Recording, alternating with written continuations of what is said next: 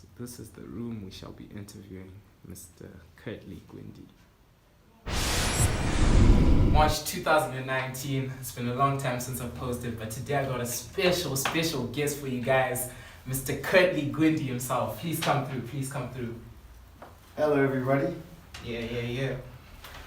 Good seeing you, Mr. Curtly Gwindi. Absolutely. Please, this year is flying, Mr. Gwindi. Please just give us a succinct introduction of yourself. All right, hello, everybody. It's a pleasure to be here, truly. It's a pleasure to be on Dario Rio, official YouTube channel, Mr. Tulani Mlambo. Yeah. I really am Curtly Gwindi, just a guy, you know. Uncle Curtly, known to more affectionately. Sekuru in our vernacular language. And I'm a media broadcaster, an MC and a host, as well as a voiceover artist. And I'm very much into youth advocacy work. I think that's the mainstream of what our discussion is going to be today. Advocacy work is what we believe, and advocacy work is what we stand for. At the end of the day, we want a Zimbabwe, we want a world rather, at large, that stands for the right things and the right reasons. I think that's as succinct as it gets, right? Thank you. Well, the topic I wanted to talk to you about first is the role of the youth in developing Zimbabwe. What as a youth can I be doing right now to help my country get to where it needs to be? Okay, as a young person, I believe Tulani is a young person with a vision. Yeah. First and foremost, Tulani should have a vision. And as a young person as well, you should be able to have a sound educational background. I can't explain to you how important that is in this 21st century. It's not everyone who has access to education. It's not everyone who adores the idea of going to school. But at the end of the day, like I said to you before, a vision is important. Having an ambition, a vision, and knowing where you want to go and how you're going to get there. Not just where you want to go, but also how you're going to get there. That's how you can contribute to the development of this economy, to the development of the world at large, because it's just not limited to where you are as a Zimbabwean or where you are currently as a young person. But I know this great quote, Tulani, actually, that says, never let the reality that you are in downgrade your dream. So as a young person, if you have a dream, never look at your reality. That's the most important thing. Never look at where you are currently, because it's your vision. We are young. I am young, you are young, and we are able to dream big. We have a lot of years ahead of us. We are able, God forbid, we don't want to die young. And we want to develop this economy for our future. So we're not the leaders of tomorrow. We are actually the leaders of today, because we're developing our own tomorrow. Okay, so I think just a short summary, have a vision. Education is important, and don't let your circumstances dictate to you. Dictate to your circumstances. Exactly. Is that what you're shooting at, right? Absolutely, that's what I'm shooting at. Number two, I see you're very active. You're a youth advocate. You're an advocate for the youth. Absolutely. What's this Agenda 2030? I see you pushing on your Instagram and everything. Is it in line with like the Sustainable Development Goals 2030 or for the world? Absolutely. We are lining up the vision that was given to us by the United Nations, hinged by what the president also spoke to us about young people taking an active role in developing the economy. As you know, in our very beloved Zimbabwe, we've introduced a new currency, and there's been a lot of rap around it. There's been a lot of conversation going about, and we're saying to young people, it's important for you to raise awareness of what is actually going on in the country. Don't just think it's turmoil upon turmoil upon turmoil, but it's actually an issue that needs engagement of young people. So the long and short of it is Agenda 2030 basically looks at three key or three main points. The first one being engagement of young people. Engagement of young people in particularly every sphere that can relatively or directly affect the economy. The second thing is being able to speak out. We want young people to be a voice. Yeah. We want young people to actually be hands-on with the particular projects, with the particular entrepreneurships, with the particular startups that happen.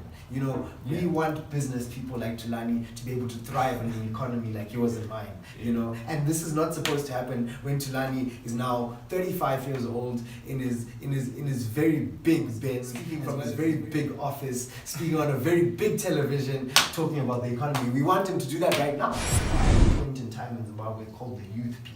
The youth peak is when the youth are most prone. Right now, we want the youth to be very prone to the issues, just to take an active role. Yeah. I think I can be very passionate about this, but let me go on. I don't want to digress. The third thing is obviously just being young people who are, like I spoke about, having a vision and having a focus. I think singleness of purpose is important, and that's what we want to find in young people. It may be a skill set, it may be a talent, it may be a qualification or a soft skill, right? Yeah. We want young people to be able to come through and be able to speak to us and say, okay, I've got this going on for me. How best can Vision 2030 be hands-on, can be a hands-on approach with me, and we can do this together. We can partner with you. We recently just opened up a database called the National Youth Skills Database. It speaks to foreign investment. We are saying that foreign investment can come in, and if they want, young people, we say your soft skill, your talent, whatever it is, we directly, take from consumer to the business, from business to the consumer. I was reading about e-commerce the other day, so this is where I'm getting this lingo. Yes. But it's always human to human. Yes, it's always human to human. Yeah, absolutely. It's direct correlation. Yeah. So yes, that's what it is, and those are the three main pillars we're hinging on. Third topic, we'll go on. There's a serious equality gap in Zimbabwe, Africa, even the world, gender equality. How can we help push our women entrepreneurs who are trying to push their businesses? I know, for example, my sister has an events company, Siyazi Events. Shout out to Siyazi, by Shout out to Siyazi. I mean, she's doing quite well, but how can I help females to excel, to be on the same platform as men in Africa? I think, Tulani, you've really touched a soft spot for me. Where I advocate for, in fact, one of the very numerous organizations I advocate for, we speak about gender equality, and there are the 16 days of activism we've actually just come from speaking about just last month, and I spoke at a forum where we spoke about gender-based violence, and I was simply saying that this gender-based violence doesn't come because men are seemingly more muscular, men are seemingly more higher earning in households. No. It's simple gender equality awareness that is lacking. It's lacking. And, the patriarchal society is long gone. That's a 20th century conversation to that. Yeah.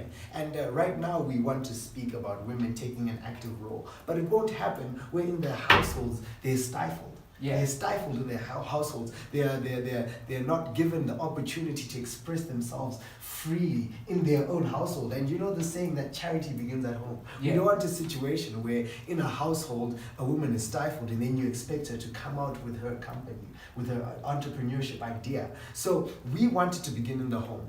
Yeah. We wanted to begin in the home, and that's exactly what we were speaking to the young people about at our forum last month. And it just begins with us as the gentlemen, us as the men. I mean, not all men are gentlemen. So, obviously you and I, we're gentlemen, but just the men in the households. We want to see a situation where they actually empower their women.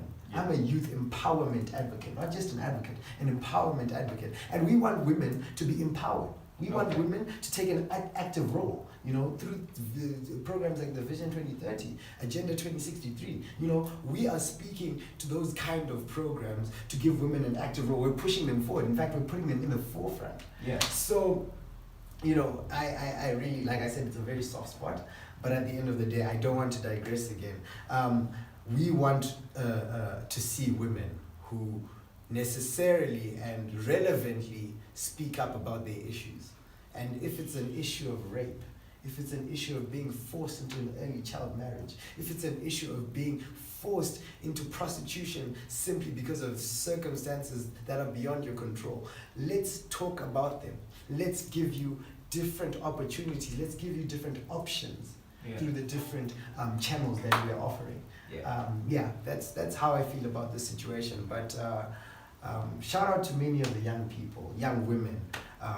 Shout out to many of the young men as well, because this issue of gender equality goes both ways. But because it's a two-way street, and because I speak more for the women. I'm not a masculinist. I'm not a feminist either, but I'm a youth empowerment advocate. I speak more for the people, for the young people as well.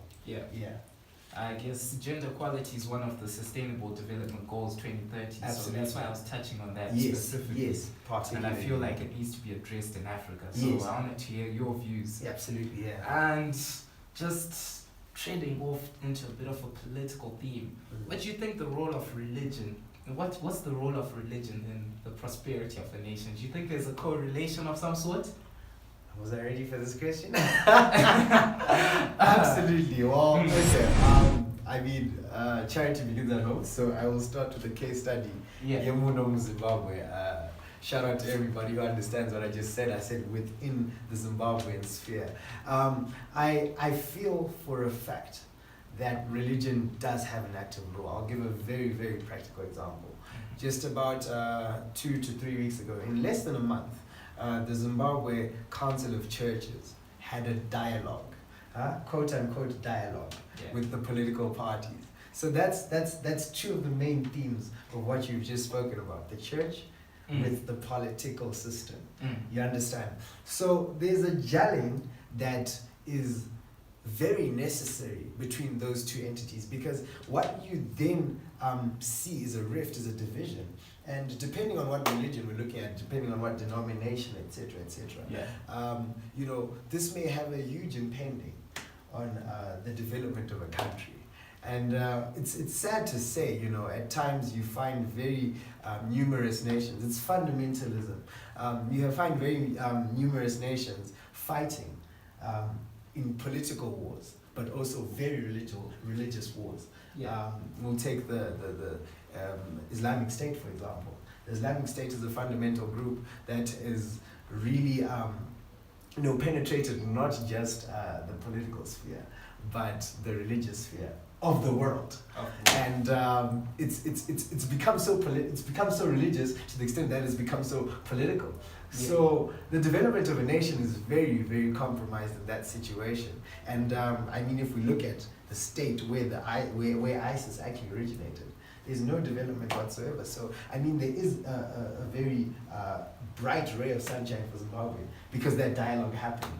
And I believe in many other nations that should be the same. So to answer your question, yes, I do believe by all means it's important. Right now, church, the people who go to the same church are the people who go to the same parliament session and speak very reasonably and level-headedly afterwards.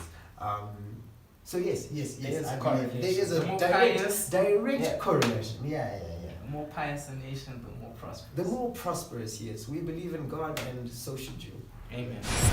Speaking about Zimbabwe introducing this new currency, could you please tell those of us who do not know what it means, what exactly does RTGS stand for? Oh my gosh, this is another question I was ready for. Can we cut this? Can I just go on my phone like RTGS stand for? I'm not gonna go into it. I'm no economist at all, but I hope the state knows that you're asking me this question. It stands for Return Transfer Gross Settlement. Okay. I hope I got it correct. And if I got it correct, I want that ding. I hope so. So I'm just going to check Google. If not, we'll have to start this interview again, No, absolutely. Anyway, Mr. Gwindi, thank you very much for your time. Thank you for taking this interview and just sharing some of your insights and informing us on what you think. I think it's very important we address the youth. This message was particularly for the youth, created by the youth. And we just like to say thank you to Mr. Gwindi for blessing Dario Rio, Tulani Mlambo's channel. Thank you very much. Don't forget to like and subscribe if you want more content from us. We've got a lot of issues to discuss. I'll be collabing with Mr. Gwindi. His YouTube channel will be on the link in the video underneath. Thank you very much. And shout out to Delight for taking the video for us. The man. Mr. Cameraman himself.